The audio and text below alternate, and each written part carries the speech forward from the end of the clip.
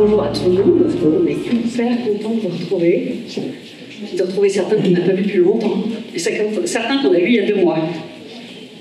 Ouais, on est très content de voir tout ce monde dans cette salle. Ça nous donne de l'espoir sur ce que vous allez pouvoir construire tous ensemble. Et aussi, ça nous rappelle de bons souvenirs parce que c'est là qu'on a accueilli 2 fois l'année dernière, en octobre et en décembre, tous les collaborateurs qui ont fait l'embarquement CEC. Donc pour nous, c'est un lieu qu'on connaît par cœur et qui nous rappelle de bons souvenirs. Il y a des places au premier rang qui restent pour sourire. Donc cette journée, nous, on l'avait mis sous le signe de engager, continuer la bascule du territoire. C'est un format qu'on n'a jamais fait, c'est un format nouveau, où il y a des anciens et des moins anciens de la CEC qui se mélangent, et ça fait extrêmement plaisir de voir tous ces têtes dans la salle. Et on a envie de proposer des temps un peu différents pour travailler ensemble. Et comme je le disais, dans la salle, il y a des gens qui ont terminé le parcours il y a 2 mois, en février. Il y a des gens qui ont terminé le parcours il y a 1 an et demi, en décembre 2023. Et il y en a qui ont fait la CEC il y a 3 ans, la première. Et on a aussi des gens qui ont fait l'embarquement, comme on disait, à l'hippodrome, donc ils connaissent déjà les lieux. On a aussi des gens qui ont fait parcours terrain BTP, parcours industrie. On a vraiment plein de personnes qui ont touché à du bout de la CEC.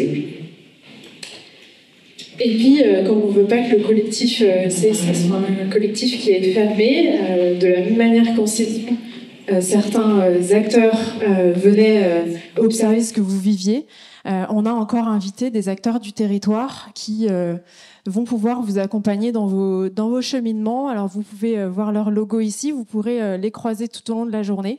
Et le but, c'est vraiment de créer les liens, les recréer, les tisser ensemble pour vos feuilles de route.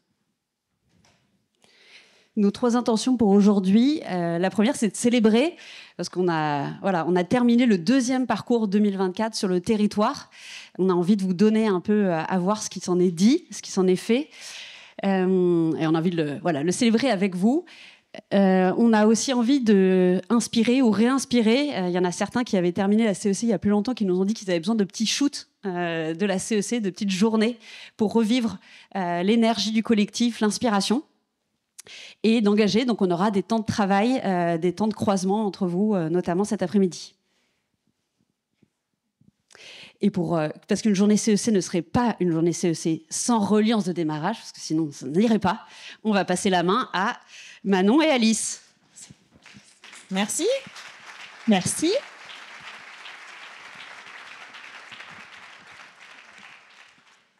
Alors, c'est la première fois depuis l'histoire de la CEC qu'on a des promos d'alumni qui se retrouvent pour une journée. Et puis, je dois vous dire, notre territoire, on a la plus grosse promo alumni de France. Alors, on est super fiers.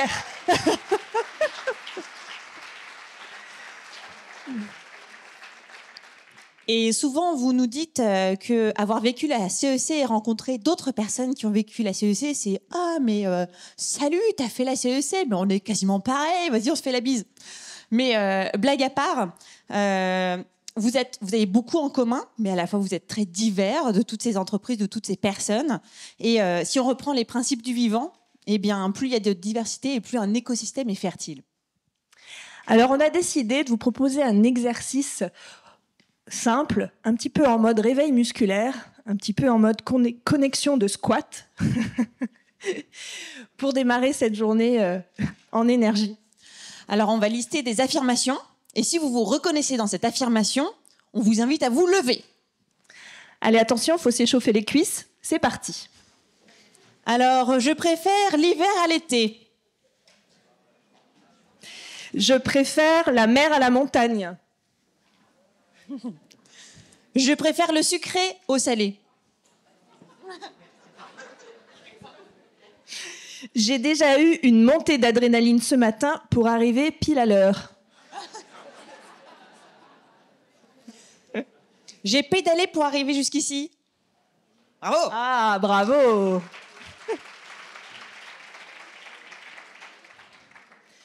J'ai hésité à venir aujourd'hui parce que j'avais plein de choses à faire, mais bon, quand même, je suis venue.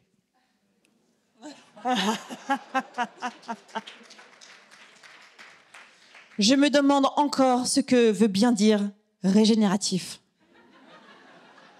Ah ouais, quand même. On nous avait dit qu'il y en a qui voulaient redoubler, mais bon. Bon, maintenant, on va essayer de vous repérer. On a dit qu'il y avait plusieurs types d'individus dans cette assemblée. Alors, qui a participé au parcours 2023 ? Bravo. Et au parcours 2024 ? Yeah.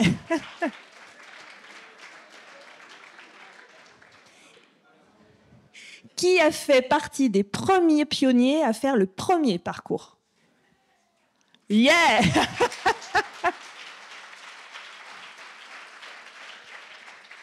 Et qui ici a déjà goûté à la vibe CEC via un embarquement ou via Terra BTP ?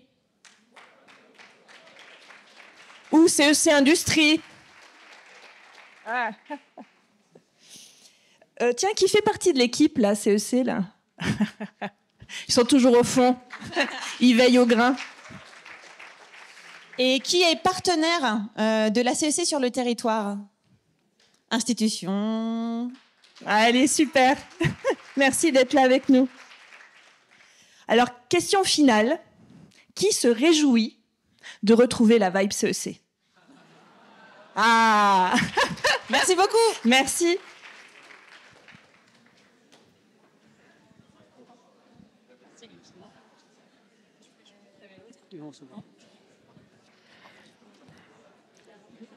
Bon, concrètement, qu'est-ce qu'on va faire dans cette journée ? Alors, on démarre par justement ce petit temps pour mettre en avant ce qui s'est passé dans le parcours 2024. Et puis après, il y aura une pause. Alors normalement, vous avez déjà exploré quelles étaient les tribunes ou ateliers auxquels vous vouliez assister à 11h10. Mais il y aura une pause après cette séquence plénière pour finaliser vos choix. On aura donc ce grand moment de tribune inspirante tous en parallèle, puis on se retrouvera pour le déjeuner. Cet après-midi, on a un grand temps de travail ensemble pour polliniser tout ça, créer des liens, adresser plein de sujets.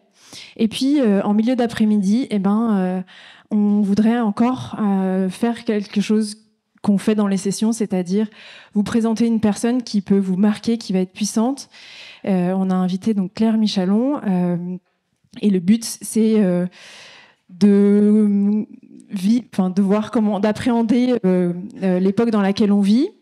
Donc pour nous c'est avoir ce lien avec ce qu'on a en session. Quand on sort d'une session, on se dit j'ai rencontré quelqu'un qui m'a marqué.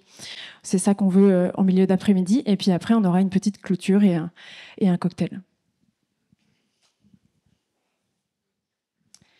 Qu'est-ce qui s'est passé sur 2024 ? Donc, on va regarder ça. En 2024, il y avait un certain nombre d'entreprises sur le bassin lyonnais que vous pouvez voir ici. Et on a terminé en février, donc le 20 février. Donc, ça fait pas si longtemps que ça, finalement. On était, comme en 2023, on a fait une session 6 tous ensemble avec les Alpins. Cette fois-ci, on s'est retrouvés à Valence et on vous a mis quelques images de ce beau moment.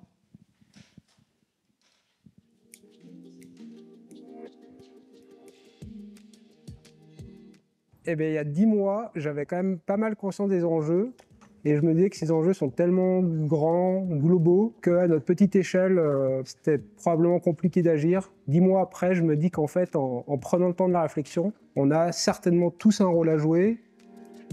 Chez moi, tout s'est articulé autour de ça. C'est la question de quelle est mon utilité, quelle utilité de mon entreprise déjà. Et à la lumière de ça, ça questionne.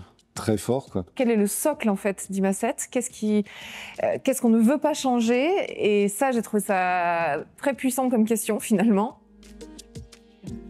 Mon domaine d'activité, c'est les analyses d'eau. Et aujourd'hui, ce qu'on a décidé de faire, c'est d'être acteur et de produire nos propres études pour pouvoir intervenir, en fait, sur la connaissance du milieu et donc, finalement, intervenir en amont de toute réglementation, en amont de toute prise de décision. Donc, vraiment être acteur d'un changement. Là, j'ai vu un collectif en fait de 150 entreprises. J'ai vu des gens me discuter aussi avec moi tout à l'heure de j'ai envie de faire ça sur mon territoire, comment on pourrait travailler l'enjeu avec d'autres. Et je trouve que ces discussions, elles sont hyper saines et je suis très très admirative de l'énergie de cette session en particulier. Et je pense que l'entreprise est politique, elle a toujours été politique dans le sens où le monde économique a toujours essayé d'influencer sur la vie politique, en fait sur les lois et les règles du jeu. On est dans une époque où les chefs d'entreprise aussi vont devoir entrer en résistance. Et je crois qu'il y en a plus que ce qu'on croit qui sont conscients de ce qui se passe. On n'a pas fini le parcours. On est vraiment, on est parti pour aller très loin. Et donc, quelque part, mon sursaut, en fait, c'est d'avoir constaté qu'il y avait tellement de belles personnes, en fait, qui nous entourent et qui nous permettent de vivre cette CEC que, voilà, c'est un sursaut, quelque part, qui m'engage et qui m'oblige aujourd'hui.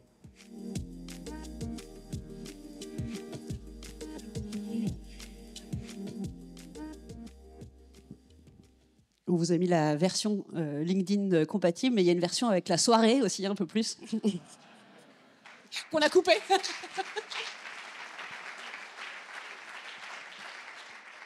C'était un bon exemple de collaboration, parce qu'on a fait une scène ouverte, j'explique, pour les 2023, on n'avait pas testé avec vous, et du coup, il y avait plein de participants qui ont contribué à rendre vivante cette soirée, c'était très chouette.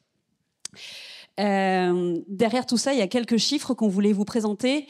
Comme vous le savez, à la CEC, on essaye de travailler sur ces deux axes en parallèle, le côté transformation des dirigeants et transformation de l'entreprise.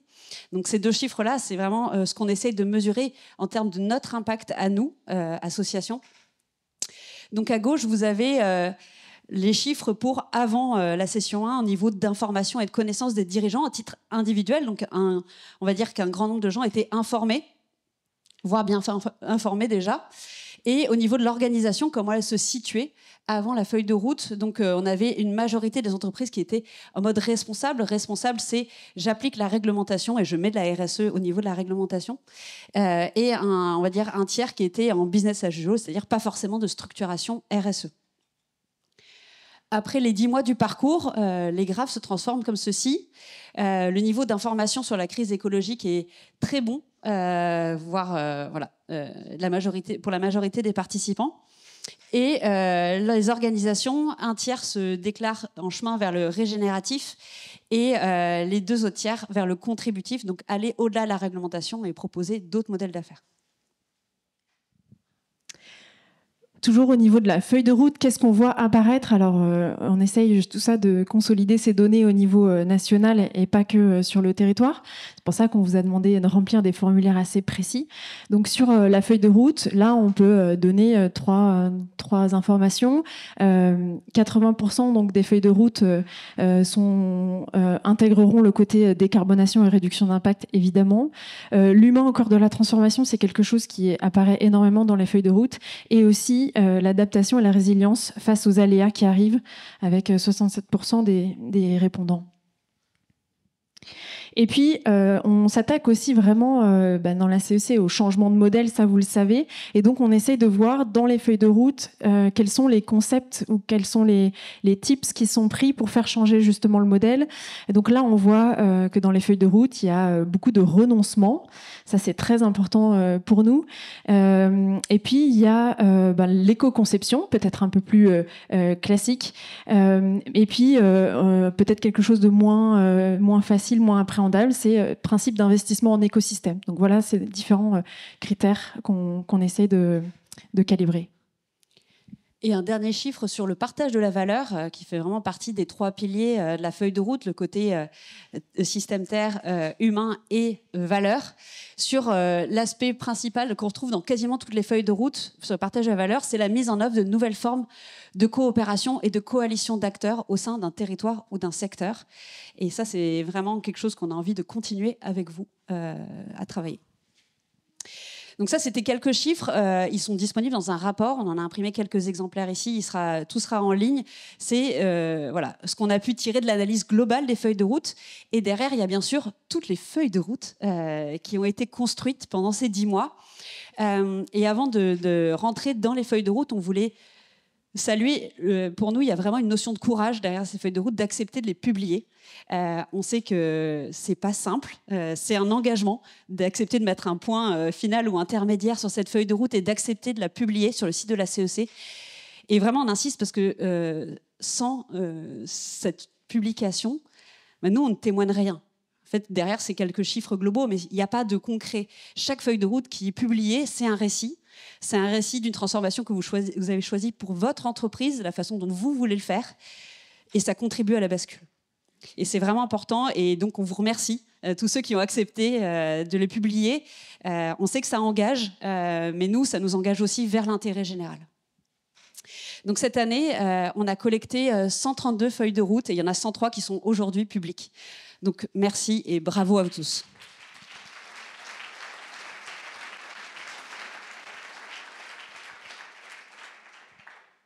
Et publiques, ça veut dire qu'elles sont disponibles à partir d'aujourd'hui sur le site de la CEC. Donc, vous avez un site que vous pouvez retrouver en ligne sur le QR code, etc. On redonnera. Et aujourd'hui, on commence à avoir, à travers la France et les secteurs, un grand nombre de feuilles de route, surtout sur tous les types d'organisations. Et ça permet vraiment d'inspirer d'autres, et de donner des exemples et de rentrer dans du concret.